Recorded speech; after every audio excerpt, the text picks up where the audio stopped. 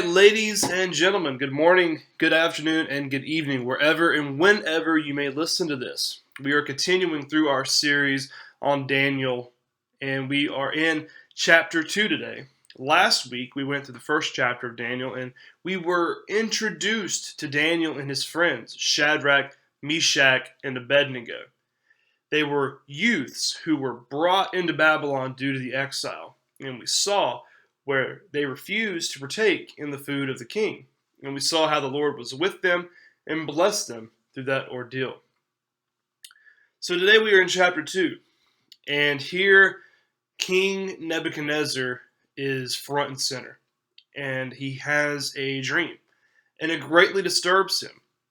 And it is a dream that will come true. And so what he does is he gets together all of his council, all of his wise men, the enchanters, the magicians, the astrologers, and he tells them that he has had a dream that has disturbed him, and he needs them to interpret. And they say, "Oh, yes, for sure. Yes, tell us what the dream is, and we will help you." King Nebuchadnezzar goes, "No, I want you to tell me my dream and interpret it without me telling you." And the king's council goes, "Well, king, it'd be a lot easier if you just told us a dream so we can interpret it and help you." And this greatly angered the king. The council was so frustrated. They said in verse 11, "The thing that the king asks is difficult, and no one can show it to the king except the gods, whose dwelling is not with flesh." Now pause. Isn't it comforting to be a believer when reading this, knowing that we do not live off of speculation or imagination like the king's council does, but we live off of God's revelation. We have a God who is not distant, and we have a God who became flesh and dwelt among us.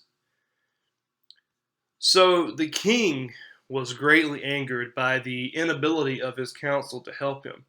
So he commands that all the wise men be destroyed. Now, King Nebuchadnezzar is known for being a rash man, someone who is irrational, illogical. He acts off of pure emotion. And so here he is angry, and he acts on his anger. So he commands that the wise men be destroyed, including Daniel and his companions. So how does Daniel respond to this news? Does he freak out? Does he run away and hide? Does he go into a identity change? No, he doesn't. He doesn't panic. When he got the news from the captain of the king's guard, he responded, and it says this in the text, with prudence and discretion. Prudence and discretion. How many of you listening to this claim Christ, but function as an atheist?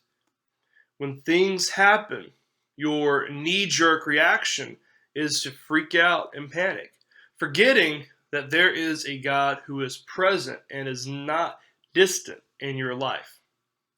Daniel didn't freak out. Instead, he responded in a calm manner. He told the captain of the king's guard to arrange an appointment with the king.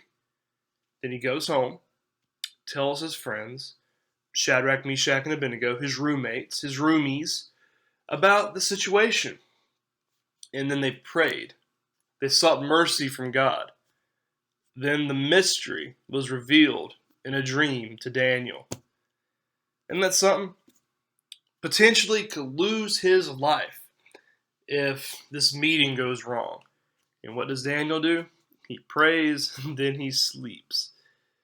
To quote Martin Luther, pray and let God worry. So Daniel receives the mystery of the king, and he responds with worship. And we can read this in Daniel chapter 2, verses 20 through 23, and I will read that. Daniel answered and said, "Blessed be the name of God forever and ever, to whom belong wisdom and might. He changes times and seasons. He removes kings and sets up kings. He gives wisdom to the wise and knowledge to those who have understanding. He reveals deep and hidden things. He knows what is in the darkness, and the light dwells with him. To you, O God of my fathers, I give thanks and praise, for you have given me wisdom and might, and have now made known to me what we asked of you, for you have made known to us the king's matter. Ain't that beautiful? So Daniel tells King Nebuchadnezzar his dream. So in the dream, King Nebuchadnezzar sees this tall statue. The head is made of gold, the arms and chest are made of silver, the middle and thighs are made of bronze, its legs of iron, and its feet a mixture of clay and iron. And then there was a stone that was not cut by a human hand. That's an important thing to note. Not cut by a human hand. That struck the image at the feet of the statue, causing the statue to crumble to pieces. So, what do these pieces mean? Well, the head of gold represents King Nebuchadnezzar. It represents Babylon.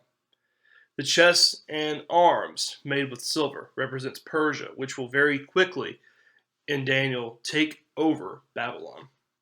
The middle and thighs made of bronze represents Greece, and the legs and feet is Rome, made with iron and clay.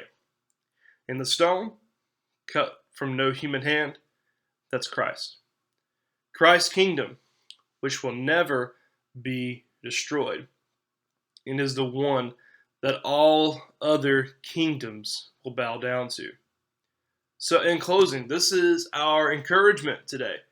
Human power, it's frail and weak. Like I said last week, kings and kingdoms come and go, but Jesus lives forever. So today, if you are weary and tired from what you see on social media, from what you see on the news about wars and death and poverty and all these different things, rest in this truth. In the end, Jesus wins. He wins. We have received a kingdom that cannot be shaken and will not fall. Thank you guys so much for checking out Daniel chapter 2. I encourage you, if you have not watched the previous video on Daniel chapter 1, that you do so. It helps sort of make the story run well together, and there's some good stuff in there as well to learn from. So if you haven't, I recommend you go do that, and stay tuned in the future for Daniel chapter 3. Take care.